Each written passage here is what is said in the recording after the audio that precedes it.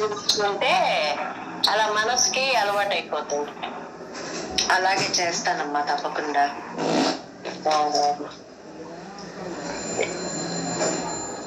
ఆంజనేయులు గారు నమస్కారం అండి. నమస్కారం అమ్మా, నమస్కారం నమస్కారం నమస్కారం. ఏంది, ఎలా ఉన్నారు? బాగున్నారా? బాగానే ఉన్నానమ్మా, బాగానే ఉన్నా. ఆరోగ్యం బాగుందా? బాగానే ఉండండి. గురు పౌర్ణానికి వరలక్ష్మ గారు ఉన్నారుగా హైదరాబాద్ లో. ఉన్నారమ్మా.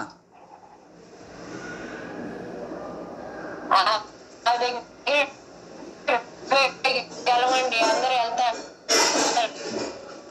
గురు పౌర్ణమి. ఉండి వీలైతే వెళ్ళండి. ఎవరెవరు వస్తున్నారు? అందరూ వస్తారా? శిష్యులు హైదరాబాద్ లో ఉన్నారుగా. అందరు వస్తారండి? అంటే మేము రాము, మేమందరం బాపట్ల పోతాం. మీరు బాపట్ల కదా, ఇక్కడ ఉన్నవాళ్ళు ఆమె పేరేదో ఉంది. ఇప్పుడు ఆమె శిష్యులు చాలా మంది ఉన్నారు హైదరాబాద్ లో కూడా, వాళ్ళందరూ ఆమె దగ్గరికి వెళ్తారు. అదే నేను కిందసారి ఆరాధన రోజు వెళ్ళాను, గురువు గారు ఆరాధన రోజు. అప్పుడు ఎవరు రాలే. అంతకు ముందు చేశామండి, ఇప్పుడు 7 చేయలేదు అని చెప్పారు. గురు పౌర్ణానికి వస్తారులేండి. అది వెళ్తానమ్మా. సాయంత్రం నుంచి 21వ తారీఖు అయింది గురు. రాగలిగితే బాపట్ల అయినా రాండి. ఏమండి, 21వ తారీఖు అయింది గురు పౌర్ణమి. ఆ రోజు లేదు, మీకు ఓపిక ఉండి రాగలిగే శక్తి కనుక మీకు దగ్గర ఉంటే బాపట్ల అయినా రండి. పరమేశ్వరు ఏమిటోనండి, అసలు మనసుకు అశాంతిగా ఉంది. ఎందుకంటే పెద్దవాళ్ళు కదా. గురు బ్రహ్మ గురు విష్ణు ఉంటేనే రండి, లేకపోతే లేదు. అవునులే అమ్మా. ఇప్పుడు గురు బాపట్ల కూడా బాగా జరుగుతుంది. అదేలేండి, 17వ తారీఖు నుంచి. అది మంత్రం చేస్తున్నారా? మంత్రం అంటేనండి, ఏవో వీడియోలు చూస్తున్నా కానీ దేవుడు వీడియోలు శ్రద్ధ కలగట్లా. ఎందుకు కలగదు? మిగతా వాటి మీ శ్రద్ధ కలుగుతుందా? అట్లాగే దాని మీద కూడా పెంచుకోండి. అంటే నాకేం విశ్వాసం వచ్చిందంటే, జ్ఞానంతో అవగాహన వస్తే అదే మోక్షము అనేది మనసులో పడిపోయింది. అవును, ముందు జ్ఞానంగా. అప్పుడు జ్ఞానం వినటానికి మనసు ఇష్టపడుతున్నది కానీ జపం చేయడానికి ఇష్టపడాల.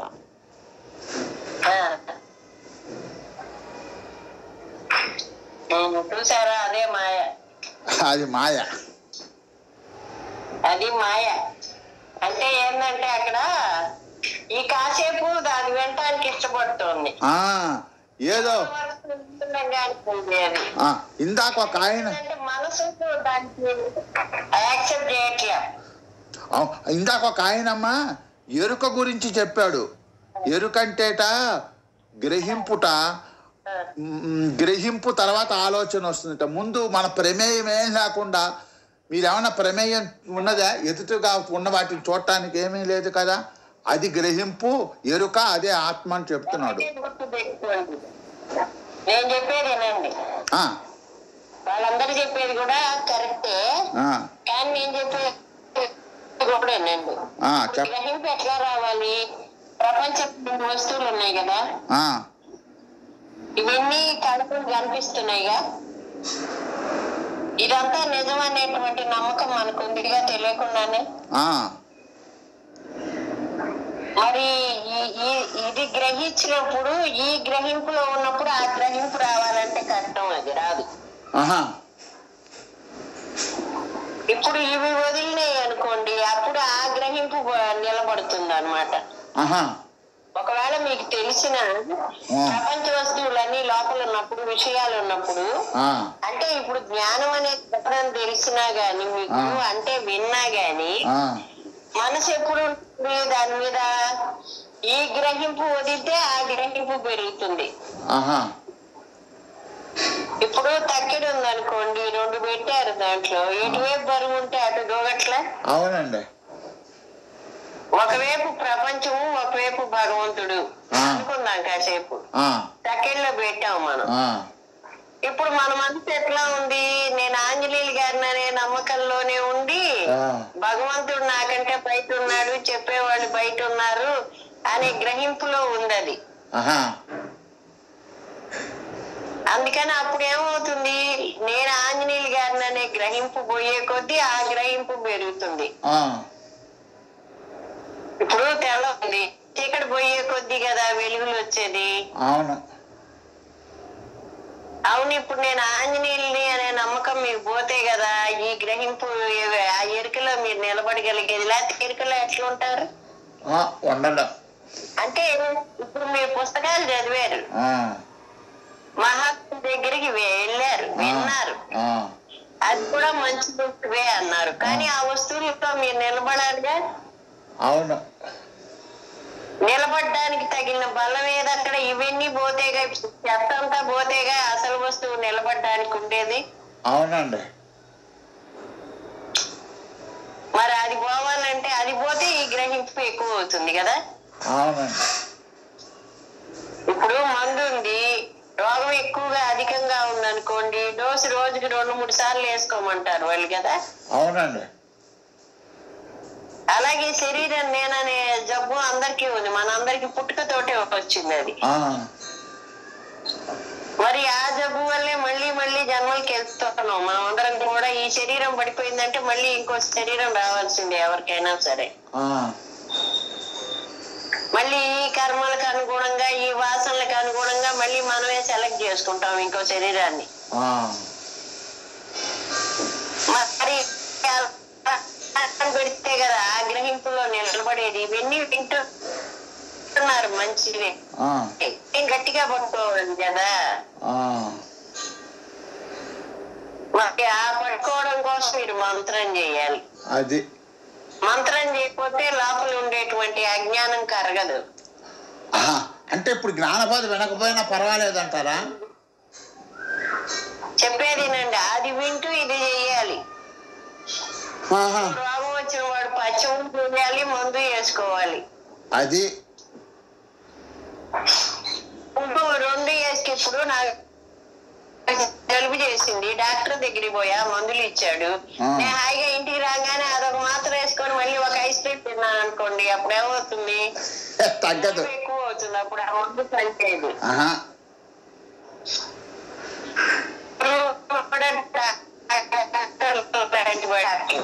అది కాదండి, మన జ్ఞానం బోధ వింటున్నప్పుడే మంత్రం ఎలా స్మరిస్తాం? ఏదో ఒకటే చేయగలం గానీ. అదే ఇప్పుడు జ్ఞానం విన్నాను సేపు వినండి, తర్వాత చేయండి మంత్రం. సరేలే, అట్లాగే. లేకపోతే ఉపయోగం ఏముంది? ఈ జ్ఞానం కూడా లోపలికి వెళ్ళదు, పోదు. చెబుతూ వింటున్నారు, మనసుకి పట్టదు. పట్టదు. ఇప్పుడు విన్నవి మీరు బాగానే వల్లి వేస్తున్నారు, చెప్తున్నారు గుర్తు పెట్టుకొని. ఇప్పుడు మిగతా విషయాలు ఎట్లా ఉద్యోగం చేశాను, లేకపోతే నా 70 ఏళ్ల జీవితం ఎలా గడిచిందని ఎలా చెబుతున్నారో, ఈ జ్ఞానం కూడా మీరు ఇక్కడ వినవన్నీ చెప్తున్నారు. అది మంచిదే, కానీ అది మోక్షానికి సరిపోదు. అలాగా మోక్షం రాదు. మోక్షం ఎప్పుడు వస్తుంది? నేను ఆంజనేయులు అనేటువంటి తలంపు మీకు పూర్తిగా రద్దయిపోతే లోపల అప్పుడు ఉంటుంది మోక్షం. అంటే మంత్ర జపం చేస్తే ఆ తలంపు రద్దయిపోతుంది అంటారు. అంతే, ఇంకా ఏ మార్గం లేదు. అది ఇంకా మీరు ఎంతమంది గురువుల దగ్గరికి వెళ్ళినా కొద్దిగా పుణ్యం వస్తుంది. వాళ్ళ దగ్గరికి పోయినందుకే పండో కాయో ఇచ్చి ఒక నమస్కారం చేసుకొని వస్తారు కదా. దానివల్ల మీకు అంటే పుణ్యంలో మీ అకౌంట్ లో పుణ్యం పడుతుంది. అది దండగా మళ్ళా జన్మలు వస్తాయి. దానివల్ల ఏమవుతుంది?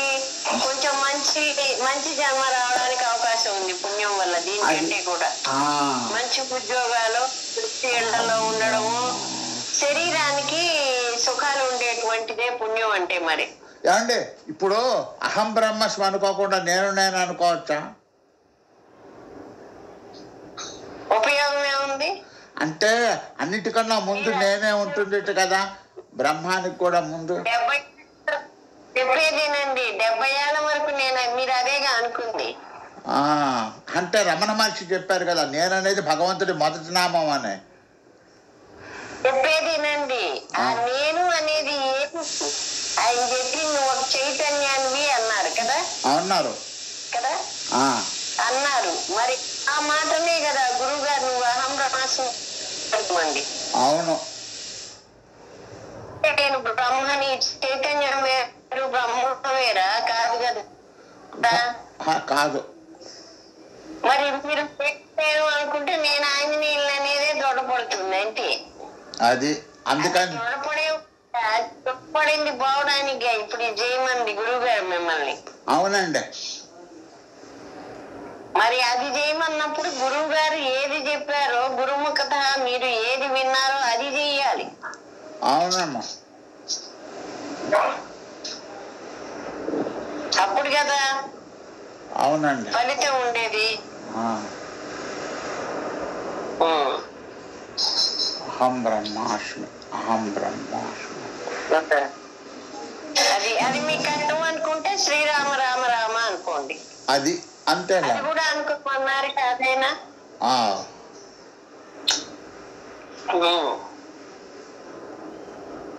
శ్రీరామ రామ రామ, శ్రీరామ రామ, శ్రీరామ రామ, శ్రీరామ రామ రామ, శ్రీరామ రామ, శ్రీరామ రామ రామ, శ్రీరామ రామ రామ. సులోచన ఏదన్నా మాట్లాడప్పుడు కాసేపు. ఏముందమ్మా, పాఠం అర్థమైంది, మంత్రం చేస్తున్నాను ఎక్కువగా. కానీ చెప్పారు బాబాయ్ గారు చెప్పారు, వినటము బాగానే ఉంటుంది, మంత్రం చేయటం నచ్చటం లేదని. అట్లానే మనసుకి బ్రహ్మశ్రీ రాస్తూ ఆయన చెప్పి నా మనసులో కరెక్టేనమ్మా. ఆయన ఎలా చెప్పారు నా మనసులోది వాళ్ళ పాప ఆయన చెప్పుకొచ్చారు అంతే. అందుకని అది వింటూ అహం బ్రహ్మాస్మి రాస్తున్నానమ్మా. అంటే అక్కడ ఏమీ చేయబుద్ధి కొడతల్లా, మంత్రం చేయబుద్ధి కొడతల్లా. కానీ అసలు విషయం తెలిసినా కూడా ఇప్పుడు లోపలికి అంటే ఇన్నాళ్ళు జన్మవాసన చెప్పాడు కదా, అడముడు మధ్యముడు అని ఇట్లా వచ్చింది. కానీ అహం బ్రహ్మాస్మి రాసుకుంటూ ఇట్లా చేస్తున్నానమ్మా. ఎట్లా మాట అనేది ఒక్కరి ఊరు లాంటిది. దాన్ని నిప్పులో పెట్టి ఆ కొలువులో పెట్టి వాడు బాగా నిప్పులు 50 రోజులు కాలుస్తారు ఆ ఇనుము వంగాలంటే. మనసు కూడా ఏంటంటే అనేక జన్మల నుంచి మొండిగట్టం అది. అందుకని ఎంతో అది మనల్ని బాగుపట్టేది. మన శత్రువు ఎవరో కాదు, మన మనసే. దేవుడు అంటే పడదు, మిగతా విషయాలు బోడు కావాలి, ప్రపంచం అంతా కావాలి, కానీ దేవుడు వద్దు దానికి. బాగుపడటం వాడికి నచ్చదు. కానీ ఇంకెవరు ఇప్పుడు మన మనసులో అలా ఉన్నాయి, కానీ ఎవరు వచ్చి మనకేం సాయం చేయలేదు. మనల్ని మనమే ఉద్ధరించుకోవాలి. భగవద్గీతలో ఏం చెప్పాడు? నిన్ను నువ్వే ఉద్ధరించుకోవాలి. ఇప్పుడు అన్నం అయితే ఎవరన్నా పెడతారు, అడిగితే డబ్బులైతే 10 రూపాయలు ఇవ్వమంటే ఇస్తారు. కానీ అంతరంగా ఉండేటువంటి ఆ మనసు నువ్వే చేయించాలి. నీకు ఇంకెవరు హెల్ప్ చేయరు. ఒక గురువు మటుకు చెప్తాడు. గురువు చెప్పిన మార్గంలో నువ్వు నడుచుకుంటూ వెళ్ళిపోవాలి. అలాగే ఆ మనసుని మంత్రంతోటే లొంగ తీసుకోవాలి. అది మొదటి దాని అంకుశంతో వస్తేనే అది వినేది, లేకపోతే చచ్చినవి ఎంత. అది ఎన్నో వేషాలు వేస్తుంది అది, దేవుడికి మటుకుండా. దానికంటే నువ్వు ఒడిగా ఉండి సాధన చేస్తుంటేనే నీకు ఈ జన్మ వచ్చినందుకు. లేకపోతే మళ్ళీ ఏం చేస్తుంది, పోనీ అది అట్లా ఊరుకోడు, పాపాలు చేయిస్తుంది. దానికి ఏదో ఒక వ్యవహారం కావాలి. అందుకని ఏం చేస్తుంది, అలా మెదలుకున్నా ఉన్నా పర్వాలేదు, ఉండదు, పాపం చేయిస్తుంది నీ చేత నా చేత. అందుకనే దానికి ఒక పని పెట్టాలి, ఇప్పుడు కూడా నిరంతరం ఒక పని పెట్టాలి. ఆ పని ఏంటి అంటే భగవన్ నామం చేయాలి.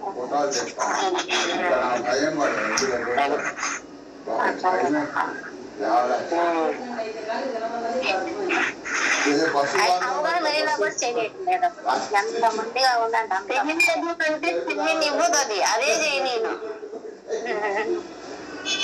అది అది అది ఈ రోజు ఒకటి చదివి శివప్రసాద్ ఒకటి పెట్టాడు. బుద్ధి కర్మానుసారిని అన్నారు, దానికి ఏందో చెప్పండి అన్నారు. శృంగేరిపేటాధిపతులు ఉన్నారు భారతీ తీర్థస్వామి అని, ఆయన అడిగారు ఎవరో, బుద్ధి కర్మానుసారిని అంటున్నారు, ఏంటి దానికి వివరణ చెప్పండి అని అడిగారు ఎవరో మనలాంటి వాళ్ళు. అడిగితే ఆయన చెప్పాడు, బుద్ధి కర్మానుసారిని అంటే నువ్వు నీ బుద్ధి చేత నీ బుద్ధి నిన్ను చెడ్డ పని చేయమంటున్నప్పుడు అదేం చేస్తున్నది, అది నీకు దుఃఖాన్ని సంప్రాప్తింపజేయబోతున్నది అన్నమాట. అనంగా నువ్వు నెక్స్ట్ జన్మలో నువ్వు అనుభవించాలి కాబట్టి నీ బుద్ధి ఇప్పుడు నిన్ను ఇట్లా ప్రేరేపిస్తున్నది అని చెప్పాడు. ఒక పాప పని చెయ్యి, ఒక చెడ్డ పని చెయ్యి అని నీ బుద్ధి నిన్ను ప్రేరేపిస్తున్నది అంటే కర్మానుసారిని నువ్వు నెక్స్ట్ జన్మలో దుఃఖాన్ని పొందడానికి అది ఇప్పుడు ప్రేరకం అవుతున్నది. అంటే చెప్తున్నది అది, రే నాయన నువ్వు పాపం చేయరా అంటున్నది. ఆ పాపం ఏంటి అంటే దుఃఖము, ఆ దుఃఖాన్ని చేయమని ప్రేరణ చేస్తున్నది అది. అదే కర్మానుసారిని నెక్స్ట్ జన్మలో కర్మ నువ్వు ఆ రకంగా అనుభవించాలి అంటే నువ్వు దుఃఖాన్ని పొందడానికి ఇప్పుడు ఈ మనసు నిన్ను ప్రేరణ చేస్తున్నది ఇక్కడ. అందుకే పాప పనులు చెయ్యకూడదు, ఎందుకంటే అవి దుఃఖాన్ని ఇస్తాయి. అసలు ఎంత అద్భుతంగా చెప్పాడు ఆయన. నీకు పెడతాలే అని సద్గురు బోధన పెడతాలే, చదువుకోండి అదంతా.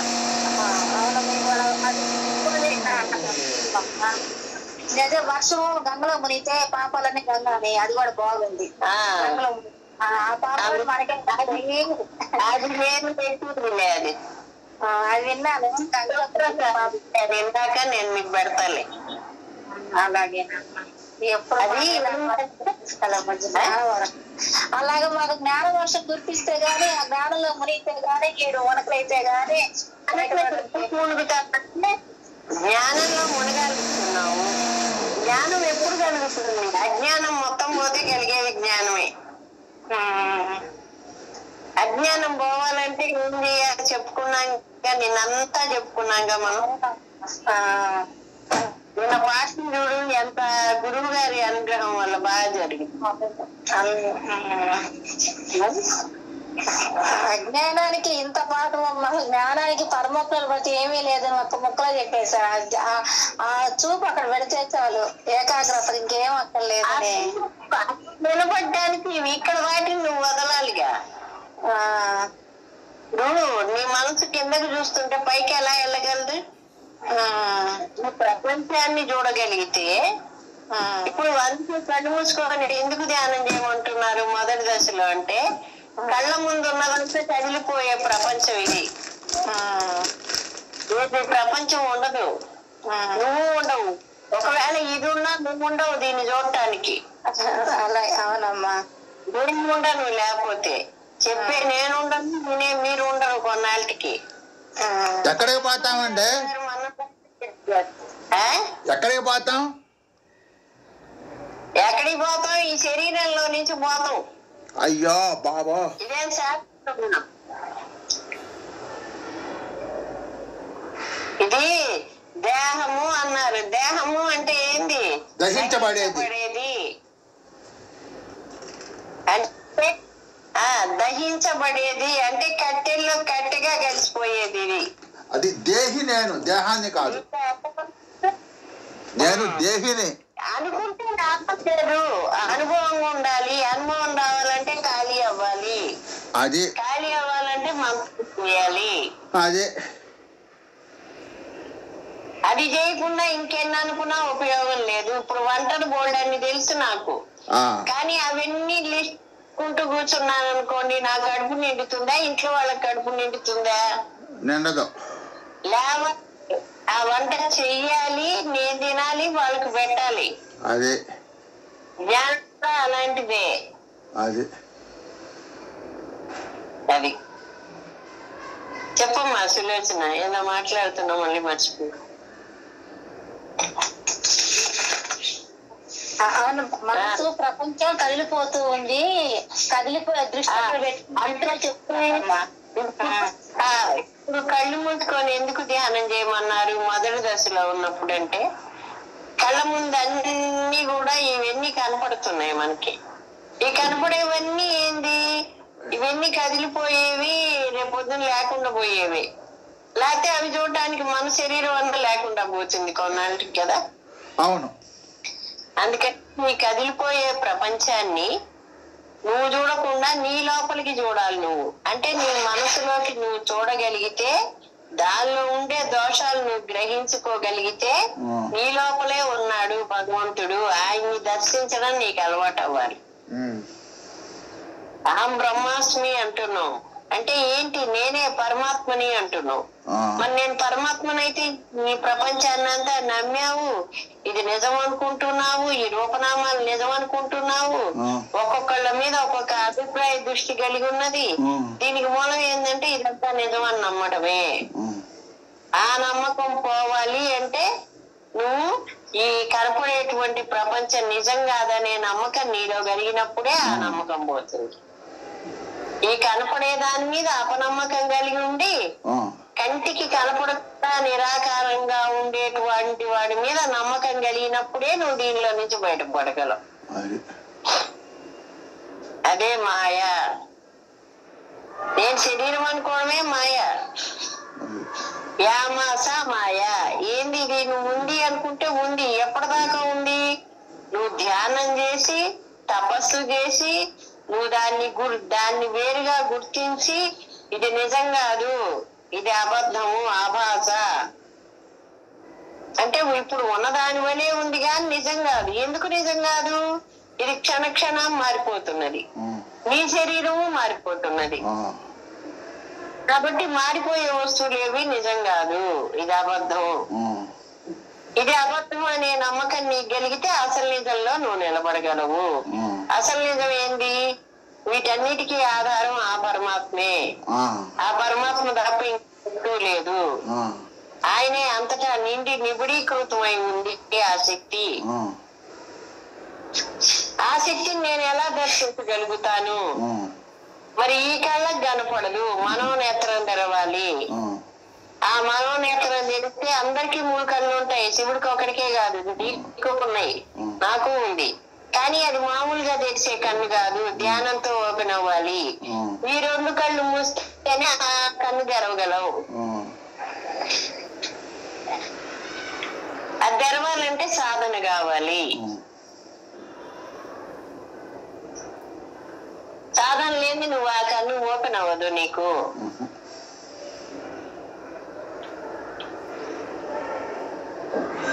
అప్పుడు సాధనతో తెరిస్తే, సాధనతో ఆ కన్ను తెరవబడితే ఉన్న సత్యం ఉన్నట్టు నీకు తెలియబడుతుంది, లేకపోతే తెలియబడదు. ఈ 2 కళ్ళతో చూసేది అబద్ధము, ఆ ఒక్క కన్నుతో చూసేదే సత్యం.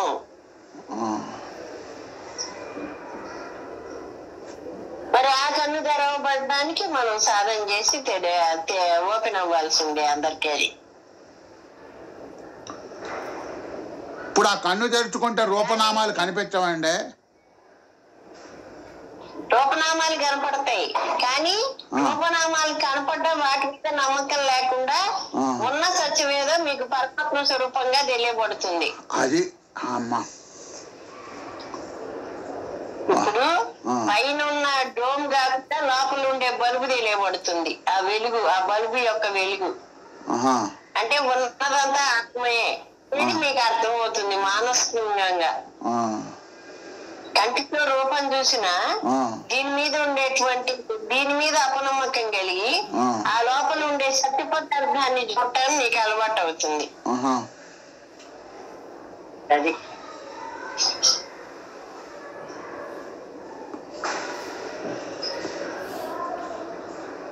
అందుకని ఏంటంటే అందరం కూడా ఆ రకంగా ప్రయాణం చేయాలి మనం.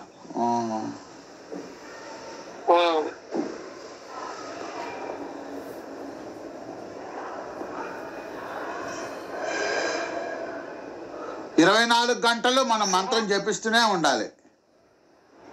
అంతే అంతే. మీరు శ్వాస 24 గంటలు పిలవట్లే. మరి అట్లా జపిస్తుంటే మనం పనులు చేసుకోవాలని ధ్యాస రావాలి కండి. బాగా చేసుకోగలరు. అదే ఆకలి వేస్తుంటుంది, పోతుంటాం, తింటుంటాం, వస్తుంటాం. అది తింటూ నామం చేసుకుంటూ తినండి. అది అంతేనా? చేసుకుంటూ తినండి, ఆ మంత్రం చేసుకుంటూనే అన్ని పనులు చేసుకోండి.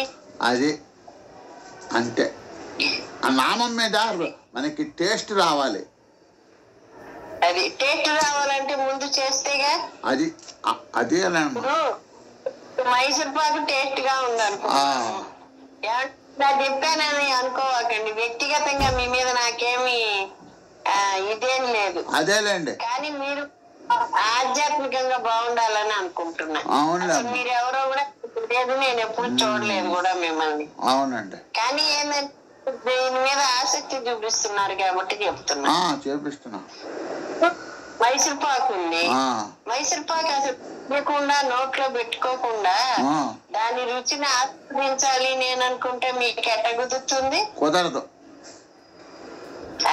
మంత్రం కూడా అంతే, మైసూర్ పాకు లాంటిది. అది మీరు అన్ని వదిలేసి చేస్తూ ఉంటే లోపల నుంచి ఆ నక్కుకి కూడా ఆ మంత్రం వల్ల రసాలు ఊడుతుంటాయి. మరి అన్నిటికంటే నోరు కూడా తీయబడిపోతుంది ఆ మంత్ర జపం వల్ల. చుట్టుపక్కల ఉండేటువంటి వాతావరణం కూడా ఒకవేళ వాళ్ళు కూడా మారిపోతుంటారు, కొంతన్నా మారుతారు, 1% అన్నా. ఇప్పుడు మల్లెపూల చెట్ల దగ్గరికి కూర్చున్నారు అనుకోండి, ఆ సుగంధ పరిమళాలు రావట్లే. పారిజాతపు చెట్ల, పున్నాగ పూల చెట్ల దగ్గర కూర్చుంటే ఎట్టొస్తుంది? వస్తుంది. అలా మీరు నిత్యం ఈ మంత్రం చెప్పిస్తుంటే ఇంట్లో వాళ్ళ మనసులు కూడా కొంతవరకు మారుతాయి. ఇప్పుడు అందరూ అహం బ్రహ్మస్మి మంత్రం చెప్పించే వాళ్ళ సమక్షంలోకి వచ్చామనుకోండి, మనకు కూడా అహం బ్రహ్మస్మి మంత్రం యొక్క రుచి తెలుస్తుంది. అంతే. అహం బ్రహ్మస్మి అనుకుంటూ కూర్చోటమే. అహం బ్రహ్మస్మి అహం బ్రహ్మ. ఆవిడ భానుమతమ్మ గారు అంటున్నదండి, మీరు అహం బ్రహ్మస్మి అనుకోండి పర్వాలేదు, కానీ ఆ బ్రహ్మం అంటే ఏంటో తెలుసుకోనండి అంటున్నదండి. బాగా చెప్పిందా? బ్రహ్మం అంటే ఏంటో తెలుసుకోవాలన్నా కరెక్ట్ గా చెప్పిందాము. మరి అది బ్రహ్మం అంటే సర్వత్రా వ్యాపించినటువంటి ఒక తెలివి. ఇప్పుడు సర్వే సర్వత్రా నిండి ఉన్నటువంటి పవర్. ఇప్పుడు మనకు మెలకు వచ్చిందండి, అది ఎరుకంటారటగా. అదేగా ఇప్పుడు ఇందాక నుంచి చెప్పింది. అది మరి నిద్రలో ఎరుక మనకి ఆ ఎరుకే నిద్ర బాగుందని చెప్తున్నది.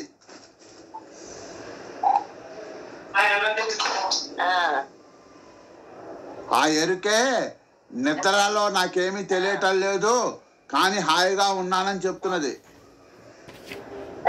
ఇప్పుడేమో అన్ని రూపనామాలు కనిపిస్తున్నాయి, నాకు అశాంతిగా ఉందని చెప్తున్నది. మీకు శాంతి కావాలంటే అది ఇప్పుడు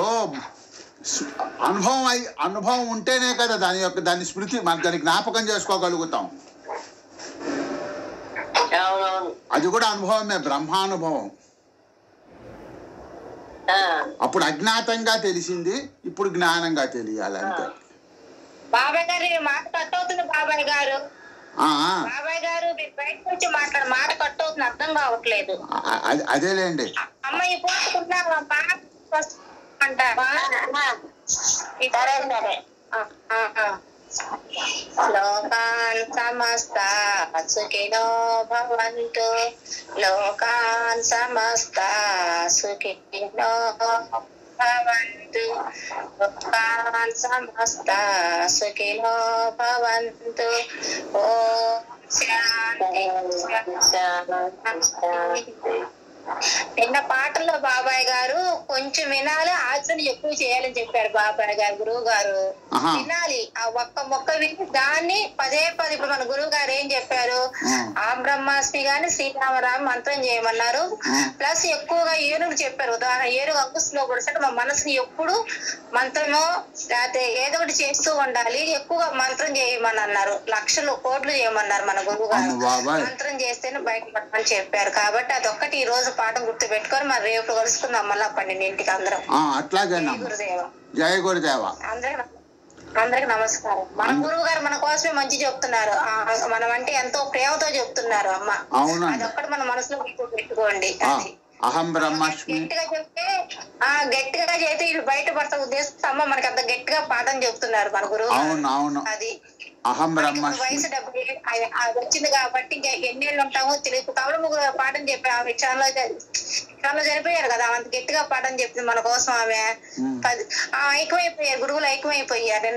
నిన్న స్వస్థ చక్కగా కనపడ్డారు కూడా మాకు రామరాజ గురువులో కలిసిపోవటం కూడా మా కళ్ళతో చూసాం కూడా.